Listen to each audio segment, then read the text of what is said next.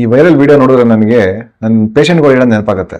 Sir motion ಹೋಗ್ಬೇಕಾದ್ರೆ ಉರಿ ಬರ್ತಾ ಇದೆ ಸರ್, ತುಂಬಾ ಉರಿ ಬರ್ತಾ ಇದೆ ಅಂತ ಕೇಳ್ತಾರೆ. ಸೊ ಏನಕ್ಕೆ ಈ ಮೋಷನ್ ಹೋಗ್ಬೇಕಾದ್ರೆ ಉರಿ ಬರುತ್ತೆ ಅಂತ ಹೇಳ್ತೀನಿ. ಇವತ್ತು ಮೋಷನ್ ಹೋಗೋ ಜಾಗದಲ್ಲಿ ಗಾಯ ಆಗಿರುತ್ತೆ, ಅದರಿಂದ ಈ ತರ ಉರಿ ಬರ್ತಾ ಇರುತ್ತೆ. ಗಾಯನ ನಾವ್ ಏನಂತ ಹೇಳ್ತೀವಿ ಅಂತ ಹೇಳಿದ್ರೆ ಫಿಷರ್ ಅಂತ ಹೇಳ್ತೀವಿ. ಸೊ ಮೋಷನ್ ಹೋದಾಗ ಈ ಗಾಯದಲ್ಲಿ ತರ್ಸ್ಕೊಂಡಂಗ್ ಆಗ್ಬಿಟ್ಟು ಉರಿ ಬರ್ತಾ ಇರುತ್ತೆ. ಒಂದೊಂದ್ಸಲ ಬ್ಲಡ್ ಹೋಗ್ತಾ ಇರುತ್ತೆ, ಒಂದೊಂದು ಪೇಷಂಟ್ಗೆ ಇಚ್ಚಿಂಗ್ ಆಗ್ತಾ ಇರುತ್ತೆ. ಸೊ ಇದಕ್ಕೇನ್ ಟ್ರೀಟ್ಮೆಂಟ್?